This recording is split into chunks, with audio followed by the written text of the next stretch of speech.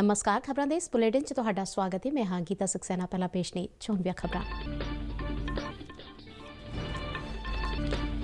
प्रधानमंत्री नरेंद्र मोदी ने Ahmedabad metro rail project phase 2 ਅਤੇ सूरत मैट्रो रेल प्रोजेक्ट ਦਾ ਵਰਚੁਅਲ ਮਾਧਿਅਮ ਰਾਹੀਂ ਨੀਂਹ ਪੱਥਰ ਰੱਖਿਆ। ਪ੍ਰਧਾਨਮੰਤਰੀ ਨੇ ਕਿਹਾ ਕਿ ਦੇਸ਼ ਦੇ ਦੋ ਪ੍ਰਮੁੱਖ ਆਰਥਿਕ ਕੇਂਦਰਾਂ सूरत ਅਤੇ ਅਹਮਦਾਬਾਦ ਨੂੰ 17,000 ਕਰੋੜ ਰੁਪਏ ਦੀ ਸੌਗਾਤ ਮਿਲੀ ਹੈ। सुप्रीम कोर्ट ने कहा है कि गणतंत्र दिवस से किसानों को कौमी राजधानी दिल्ली में ट्रैक्टर रैली लिए दाखला देने बारे फैसला दिल्ली पुलिस करेगी। दिल्ली पुलिस वालों किसानों की प्रस्तावित ट्रैक्टर रैली ते रोक लगाने बारे दायर अर्जी ते अगली सुनवाई 20 जनवरी ते पई।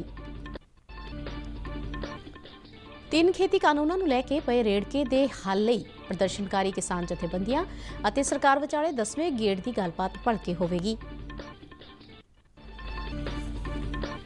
केंद्रीय मंत्री नितिन गडकरी ने कहा है कि इस साल मार्च तक रोजाना 40 किलोमीटर सड़कों की उसारी का टीचा हासिल कर लिया जाएगा। नितिन गडकरी वालों रक्षा मंत्री राजनाथ सिंह की मौजूदगी में कौमी सड़क सुरक्षा महीने की शुरुआत। ब्रिस्बेन में जारी चौथे क्रिकेट टेस्ट मैच विच आस्ट्रेलिया ने भारत को जित लिए 328 दौड़ों का टीचा दिता। भलके मैच के आखिरी दिन भारत अपने चौथे दिन के स्कोर बिना कोई विकेट गुआए 4 दौड़ों तो अगे खेडना शुरू करेगा। ते हुण खबरां विस्तार नाल। प्रधानमंत्री नरेंद्र मोदी ने अज Ahmedabad metro rail project phase 2 और सूरत मैट्रो रेल प्रोजेक्ट का वर्चुअल माध्यम राही नींह पत्थर रखा। इस मौके अपने संबोधन में प्रधानमंत्री ने कहा कि देश के दो प्रमुख आर्थिक केंद्र सूरत और अहमदाबाद को 17,000 करोड़ रुपए की सौगात मिली है।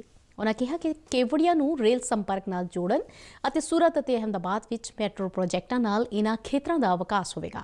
उन्होंने कहा कि इन्हां मैट्रो रेल प्रोजेक्टां ते अमल नाल यह गल स्पष्ट हो जाती है कि कोरोना महामारी के प्रकोप के बावजूद देश के बुनियादी ढांचे के विकास का काम रुकिया नहीं है। उन्होंने कहा कि इन्हां दो मैट्रो प्रोजेक्टां की सब तो वड्डी विशेषता यह है कि इन्हां नूं जनता दीआं भविख दीआं लोड़ां नूं ध्यान विच रख के बनाया जा रहा है।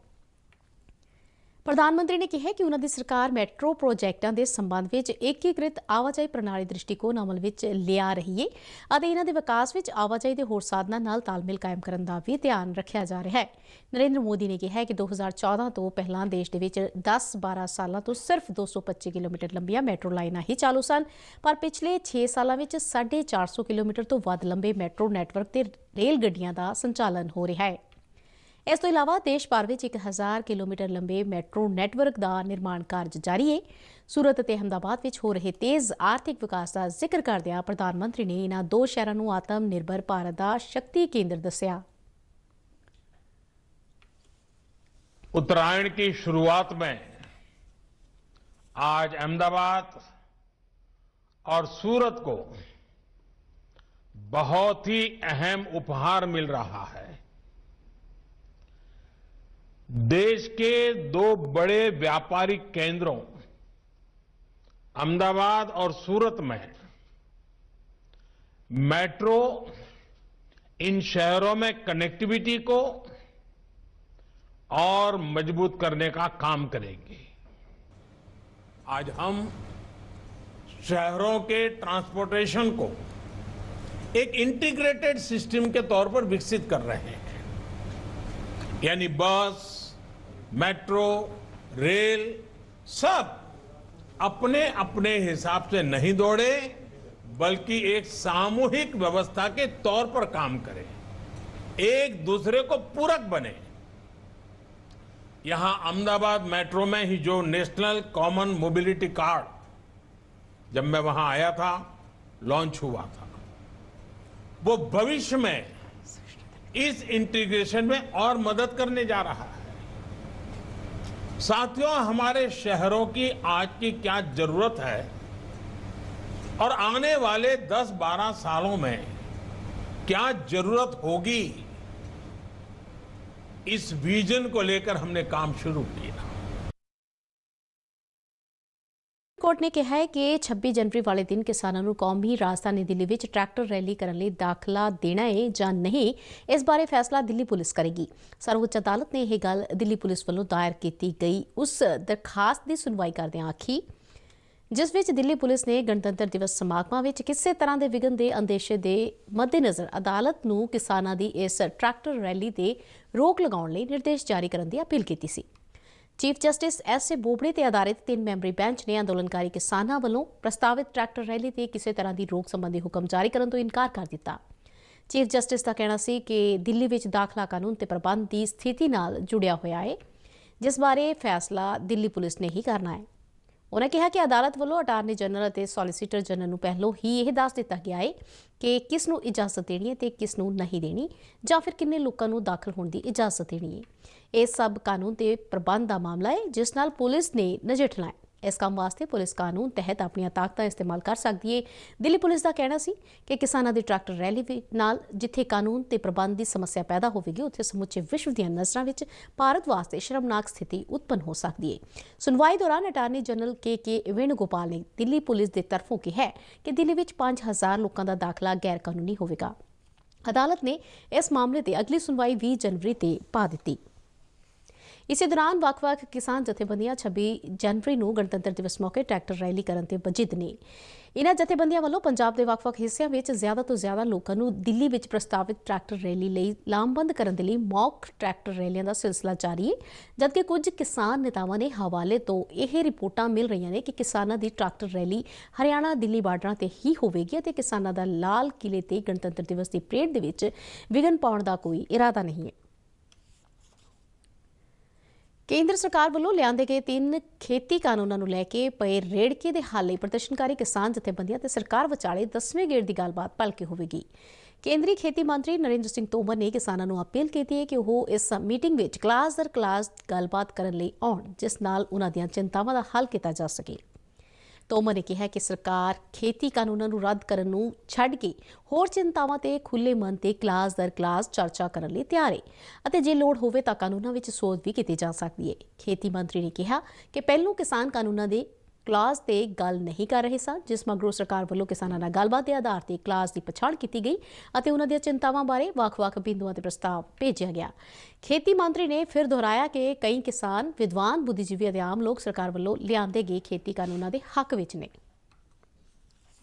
किया है कि वे कानून के क्लॉज पर चर्चा करें और जहां किसान को आपत्ति है या किसान को तकलीफ दिखाई देती है वो बताएं, तो सरकार उस पर विचार करने के लिए भी और संशोधन करने के लिए भी तैयार है। हमारी अपेक्षा है कि किसान 19 तारीख को क्लॉज बाय क्लॉज चर्चा करें, वो रिपील के अलावा क्या विकल्प चाहते हैं वो विकल्प सरकार के सामने प्रस्तुत करें, तो सरकार जरूर पूरी गंभीरता के साथ उनकी समस्या पर, उनकी आपत्ति पर विचार करने को खुले मन से तैयार है।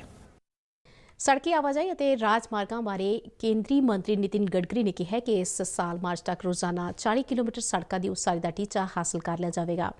ਅੱਜ ਨਵੀਂ ਦਿੱਲੀ ਵਿੱਚ ਕੌਮੀ ਸੜਕ ਸੁਰੱਖਿਆ ਮਹੀਨੇ ਦੇ ਉਦਘਾਟਨੀ ਸਮਾਗਮ ਦੌਰਾਨ ਉਨ੍ਹਾਂ ਦੱਸਿਆ ਕਿ ਸਰਕਾਰ ਨੇ ਰੋਜ਼ਾਨਾ 30 ਕਿਲੋਮੀਟਰ ਸੜਕਾਂ ਦੀ ਉਸਾਰੀ ਦਾ ਟੀਚਾ ਪਹਿਲਾਂ ਹੀ ਹਾਸਲ ਕਰ ਲਿਆ। ਨਿਤਿਨ ਗਡਕਰੀ ਨੇ ਕਿਹਾ ਕਿ ਦੇਸ਼ ਵਿੱਚ ਸੜਕੀ ਦੁਰਘਟਨਾਵਾਂ ਵਿੱਚ ਰੋਜ਼ਾਨਾ ਔਸਤਨ 415 ਲੋਕਾਂ ਦੀਆਂ ਜਾਨਾਂ ਜਾਂਦੀਆਂ ਨੇ। ਉਨ੍ਹਾਂ ਕਿਹਾ ਕਿ ਸਰਕਾਰ ਸੜਕਾਂ ਵਿੱਚ ਸੁਧਾਰ ਅਤੇ ਸੜਕੀ ਨਿਯਮਾਂ ਦੀ ਪਾਲਣਾ ਦੇ ਉਪਾਵਾਂ ਨਾਲ ਇਨ੍ਹਾਂ ਹਾਦਸਿਆਂ ਨੂੰ ਘੱਟ ਕਰਨ ਲਈ ਵਚਨਬੱਧ ਹੈ। ਨਿਤਿਨ ਗਡਕਰੀ ਨੇ ਅੱਗੇ ਦੱਸਿਆ ਕਿ ਸੜਕਾਂ ਦੇ ਖਰਾਬ ਟੋਟਿਆਂ ਦੀ ਪਛਾਣ ਅਤੇ ਮੁਰੰਮਤ ਤੇ 14,000 ਕਰੋੜ ਰੁਪਏ ਖਰਚੇ ਜਾਣਗੇ। ਉਨ੍ਹਾਂ ਵੱਖ-ਵੱਖ ਹਿੱਤਧਾਰਕਾਂ ਨੂੰ ਸੜਕ ਸੁਰੱਖਿਆ ਤੰਤਰ ਦੇ ਸੁਧਾਰ ਵਿੱਚ ਸਹਿਯੋਗ ਕਰਨ ਦੀ ਅਪੀਲ ਕਰਦਿਆਂ ਕਿਹਾ ਕਿ ਲੋਕਾਂ ਦੀ ਜ਼ਿੰਦਗੀ ਨਾਲ ਸਮਝੌਤਾ ਨਹੀਂ ਕੀਤਾ ਜਾ ਸਕਦਾ। मरने वाले कम से कम 100 लोगों की जान हमने बचाने का काम डॉक्टर विकास महात्मे जी ने किया और कम से कम 50% एक्सीडेंट्स भी कम हो गए। हमारे देश में 22 लाख ड्राइवरों की कमी है और हमारे यहाँ विशेष रूप से ट्राइबल बैकवर्ड एरिया में रोजगार का भी समस्या है।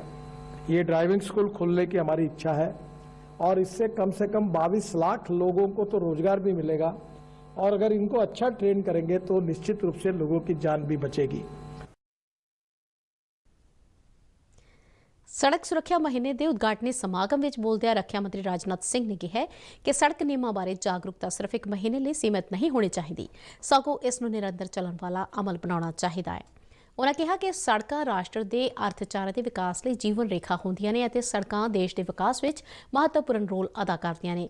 ਰੱਖਿਆ ਮੰਤਰੀ ਨੇ ਕਿਹਾ ਕਿ ਸਰਕਾਰ ਸੜਕੀ ਮੂਲ ਢਾਂਚੇ ਦੀ ਉਸਾਰੀ ਕਰਕੇ ਸੜਕ ਸੰਪਰਕ ਵਿੱਚ ਸੁਧਾਰ ਕਰਨ ਲਈ ਵਚਨਬੱਧ ਹੈ। ਇਸ ਮੌਕੇ ਰੱਖਿਆ ਮੰਤਰੀ ਰਾਜਨਾਥ ਸਿੰਘ ਨੇ ਦੇਸ਼ ਵਿੱਚ ਸੜਕ ਸੁਰੱਖਿਆ ਬਾਰੇ ਜਾਗਰੂਕਤਾ ਪੈਦਾ ਕਰਨ ਲਈ ਸੁਰੱਖਿਅਤ ਸਪੀਡ ਚੁਣੌਤੀ ਬਾਰੇ ਕੌਮੀ ਚੈਂਪੀਅਨਸ਼ਿਪ ਨੂੰ ਵੀ ਹਰੀ ਝੰਡੀ ਵਿਖਾਈ। ਅੱਜ ਦੇ ਸਮਾਗਮ ਦੌਰਾਨ ਨੀਤੀ ਆਯੋਗ ਦੇ CEO ਅਮਿਤਾਭ ਕਾਂਤ ਨੇ ਕਿਹਾ ਕਿ ਸਰਕਾਰ ਨੇ ਸੜਕ ਸੁਰੱਖਿਆ ਵਿੱਚ ਸੁਧਾਰ ਕਰਨ ਲਈ ਵੱਡੇ ਪੱਧਰ ਤੇ ਕਦਮ ਚੁੱਕੇ ਨੇ। ਉਨ੍ਹਾਂ ਕਿਹਾ ਕਿ ਖਰਾਬ ਸੜਕਾਂ ਦੀ ਮੁਰੰਮਤ ਲਈ ਸਰਕਾਰ ਵੱਲੋਂ ਕੰਮ ਕੀਤੇ ਗਏ ਤਾਂ ਜੋ ਮੁਸਾਫਰਾਂ ਦੀ ਸੁਰੱਖਿਆ ਨੂੰ ਯਕੀਨੀ ਬਣਾਇਆ ਜਾ ਸਕੇ। ਕੌਮੀ ਸੜਕ ਸੁਰੱਖਿਆ ਮਹੀਨਾ ਮਨਾਏ ਜਾਣ ਦੇ ਸੰਬੰਧ ਵਿੱਚ ਅੱਜ ਦੇਸ਼ ਦੇ ਬਾਕੀ ਹਿੱਸਿਆਂ ਵਾਂਗ ਪੰਜਾਬ ਵਿੱਚ ਵੀ ਵੱਖ-ਵੱਖ ਥਾਈਂ ਜਾਗਰੂਕਤਾ ਸਮਾਗਮ ਕਰਵਾਏ ਗਏ। ਟ੍ਰੈਫਿਕ ਪੁਲਿਸ ਕਮਿਸ਼ਨਰੇਟ ਜਲੰਧਰ ਵੱਲੋਂ 32ਵੇਂ ਕੌਮੀ ਸੜਕ ਸੁਰੱਖਿਆ ਦੇ ਥੀਮ ਸੜਕ ਸੁਰੱਖਿਆ ਜੀਵਨ ਸੁਰੱਖਿਆ ਤਹਿਤ ਅੱਜ ਤੋਂ 17 ਫਰਵਰੀ ਤੱਕ ਵੱਖ-ਵੱਖ ਮਾਧਿਅਮਾਂ ਰਾਹੀਂ ਲੋਕਾਂ ਨੂੰ ਸੜਕ ਸੁਰੱਖਿਆ ਬਾਰੇ ਜਾਗਰੂਕ ਕੀਤਾ ਜਾਵੇਗਾ। ਟ੍ਰੈਫਿਕ ਪੁਲਿਸ ਵੱਲੋਂ ਪਹਿਲੇ ਦਿਨ ਜਲੰਧਰ ਦੇ PNB ਚੌਕ ਵਿੱਚ ਲੋਕਾਂ ਨੂੰ ਹੈਲਮਟ ਵੰਡੇ ਗਏ। ਟ੍ਰੈਫਿਕ ਪੁਲਿਸ ਵੱਲੋਂ ਲਾਊਡ ਸਪੀਕਰਾਂ ਰਾਹੀਂ ਅਨਾਉਂਸਮੈਂਟ ਕਰਕੇ ਪੈਂਫਲੇਟ ਵੰਡ ਕੇ ਆਮ ਜਨਤਾ ਦੇ ਵਾਹਨ ਚਾਲਕਾਂ ਨੂੰ ਟ੍ਰੈਫਿਕ ਨਿਯਮਾਂ ਦੀ ਪਾਲਣਾ ਕਰਨ ਦੀ ਅਪੀਲ ਕੀਤੀ ਗਈ। ਲੋਕਾਂ ਨੂੰ ਜਾਗਰੂਕਤਾ ਸਮਾਗਮਾਂ ਵਿੱਚ ਵੱਧ ਤੋਂ ਵੱਧ ਸ਼ਾਮਲ ਹੋਣ ਲਈ ਆਖਿਆ ਗਿਆ ਤਾਂ ਜੋ ਸੜਕੀ ਹਾਦਸਿਆਂ ਨੂੰ ਰੋਕ ਕੇ ਕੀਮਤੀ ਜਾਨਾਂ ਬਚਾਈਆਂ ਜਾ ਸਕਣ।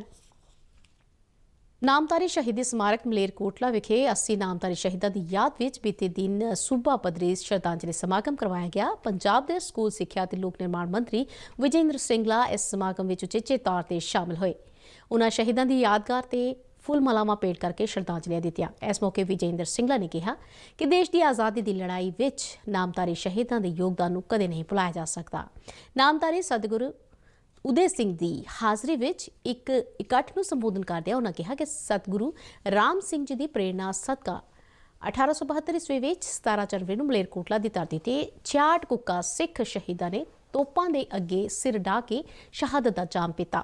ਉਨ੍ਹਾਂ ਕਿਹਾ ਕਿ ਕੁੱਕਾ ਅੰਦੋਲਨ ਦੇ ਇਨ੍ਹਾਂ ਨੀਡਰ ਸ਼ਹੀਦਾਂ ਦੀ ਬਹਾਦਰੀ ਇਸ ਗੱਲ ਤੋਂ ਸਮਝੀ ਜਾ ਸਕਦੀ ਹੈ ਕਿ ਜਦੋਂ ਅੰਗਰੇਜ਼ ਅਫਸਰ ਨੇ ਇਨ੍ਹਾਂ ਜਾਂਬਾਜ਼ਾਂ ਨੂੰ ਤੋਪਾਂ ਨਾਲ ਬੰਨ੍ਹ ਕੇ ਉਡਾਉਣ ਦਾ ਹੁਕਮ ਦਿੱਤਾ ਤਾਂ ਇਸ ਤੋਂ ਇਨਕਾਰ ਕਰਦਿਆਂ ਉਹ ਖੁਦ ਤੋਪਾਂ ਅੱਗੇ ਖੜੇ ਹੋ ਗਏ। ਇਸ ਸਮਾਗਮ ਦੌਰਾਨ ਚੀਨ ਬਾਰਡਰ ਤੇ ਗਲਵਾਨ ਘਾਟੀ ਵਿੱਚ ਸ਼ਹੀਦ ਹੋਏ ਪੰਜਾਬ ਦੇ 4 ਫੌਜੀ ਜਵਾਨਾਂ ਦੇ ਪਰਿਵਾਰਾਂ ਨੂੰ ਸਤਿਗੁਰੂ ਉਦੇ ਸਿੰਘ ਵੱਲੋਂ ਸਨਮਾਨਿਤ ਕੀਤਾ ਗਿਆ। ਸਮਾਗਮ ਦੌਰਾਨ ਪੇਡਾ ਦੇ ਚੇਅਰਮੈਨ ਨਾਮਧਾਰੀ HS ਹੰਸਪਾਲ, ਸੰਗਰੂਰ ਜ਼ਿਲ੍ਹੇ ਦੇ ਡਿਪਟੀ ਕਮਿਸ਼ਨਰ ਰਾਮਵੀਰ, SSP ਵਿਵੇਕਸ਼ੀਲ ਸੋਨੀ ਅਤੇ ਵਿਸ਼ਵ ਨਾਮਧਾਰੀ ਸੰਘ ਦੇ ਪ੍ਰਧਾਨ ਸੁਰਿੰਦਰ ਸਿੰਘ ਨਾਮਧਾਰੀ ਤੋਂ ਇਲਾਵਾ ਹੋਰ ਕਈ ਸਿਵਲ ਤੇ ਪੁਲਿਸ ਅਧਿਕਾਰੀਆਂ ਨੇ ਵੀ ਸ਼ਿਰਕਤ ਕੀਤੀ। ਬ੍ਰਿਸਬੇਨ ਵਿੱਚ ਜਾਰੀ ਮੌਜੂਦਾ ਲੜੀ ਦੇ ਚੌਥੇ ਤੇ ਆਖਰੀ ਕ੍ਰਿਕਟ ਟੈਸਟ ਮੈਚ ਵਿੱਚ ਅੱਜ ਮੈਚ ਦੇ ਚੌਥੇ ਦਿਨ ਖੇਡ ਦੀ ਸਮਾਪਤੀ ਸਮੇਂ ਭਾਰਤ ਨੇ ਆਪਣੀ ਦੂਜੀ ਪਾਰੀ ਵਿੱਚ ਬਿਨਾਂ ਕੋਈ ਵਿਕਟ ਗਵਾਏ 4 ਦੌੜਾਂ ਬਣਾ ਲਈਆਂ ਸਨ। ਰੋਹਿਤ ਸ਼ਰਮਾ 4 ਜਦਕਿ ਸ਼ੁਭਮਨ ਗਿੱਲ ਬਿਨਾਂ ਕੋਈ ਦੌੜ ਬਣਾਏ ਕ੍ਰੀਜ਼ ਤੇ ਸਨ। ਇਸ ਤੋਂ ਪਹਿਲਾਂ ਭਾਰਤ ਨੇ ਆਸਟ੍ਰੇਲੀਆ ਦੀ ਦੂਜੀ ਪਾਰੀ 294 ਦੌੜਾਂ ਦੇ ਸਕੋਰ ਤੇ ਨਿਬੇੜ ਦਿੱਤੀ। ਇਸ ਤਰ੍ਹਾਂ ਆਸਟ੍ਰੇਲੀਆ ਨੇ ਭਾਰਤ ਨੂੰ ਜਿੱਤ ਦੇ ਲਈ 328 ਦੌੜਾਂ ਦਾ ਟੀਚਾ ਦਿੱਤਾ। ਇਸ ਪਾਰੀ ਵਿੱਚ ਸਟੀਵ ਸਮਿਥ ਨੇ ਸਭ ਤੋਂ ਵੱਧ 55 ਦੌੜਾਂ ਦਾ ਯੋਗਦਾਨ ਪਾਇਆ। ਵਾਰਨਰ ਨੇ 48, ਮਾਰਕਸ ਹੈਰਿਸ ਨੇ 38, ਗ੍ਰੀਨ ਨੇ 37, ਕਮਿੰਸ ਨੇ 28 ਅਤੇ ਕਪਤਾਨ ਪੈਨ ਨੇ 27 ਦੌੜਾਂ ਬਣਾਈਆਂ। ਭਾਰਤ ਵੱਲੋਂ ਮੁਹੰਮਦ ਸਿਰਾਜ ਨੇ ਸਭ ਤੋਂ ਵੱਧ 5 ਵਿਕਟਾਂ ਲਈਆਂ। ਸ਼ਾਰਦੁਲ ਠਾਕੁਰ ਨੇ 4 ਜਦਕਿ ਵਾਸ਼ਿੰਗਟਨ ਸੁੰਦਰ ਨੇ 1 ਖਿਡਾਰੀ ਨੂੰ ਆਊਟ ਕੀਤਾ। ਭਾਰਤ ਭਲਕੇ ਮੈਚ ਦੇ ਅੰਤਿਮ ਦਿਨ ਆਪਣੇ ਅੱਜ ਦੇ ਸਕੋਰ ਬਿਨਾਂ ਕੋਈ ਵਿਕਟ ਗਵਾਏ 4 ਦੌੜਾਂ ਤੋਂ ਅੱਗੇ ਖੇਡਣਾ ਸ਼ੁਰੂ ਕਰੇਗਾ। ਇਹ ਟੈਸਟ ਮੈਚ 4 ਮੈਚਾਂ ਦੀ ਲੜੀ ਦੇ ਕਾਬਜ਼ ਹੋਣ ਦੇ ਲਈ ਫੈਸਲਾਕੁਨ ਸਾਬਤ ਹੋਵੇਗਾ ਕਿ ਜੋ ਦੋਵੇਂ ਹੀ ਟੀਮਾਂ ਇੱਕ ਮੈਚ ਜਿੱਤ ਕੇ ਲੜੀ ਵਿੱਚ ਬਰਾਬਰੀ ਤੇ ਚੱਲ ਰਹੀਆਂ ਨੇ। ਇਸ ਦੇ ਨਾਲ ਹੀ ਖਬਰਾਂ ਦਾ ਇਹ ਬੁਲੇਟਿਨ ਖਤਮ ਹੁੰਦਾ ਹੈ। ਇਜਾਜ਼ਤ ਦਿਓ। ਨਮਸਕਾਰ।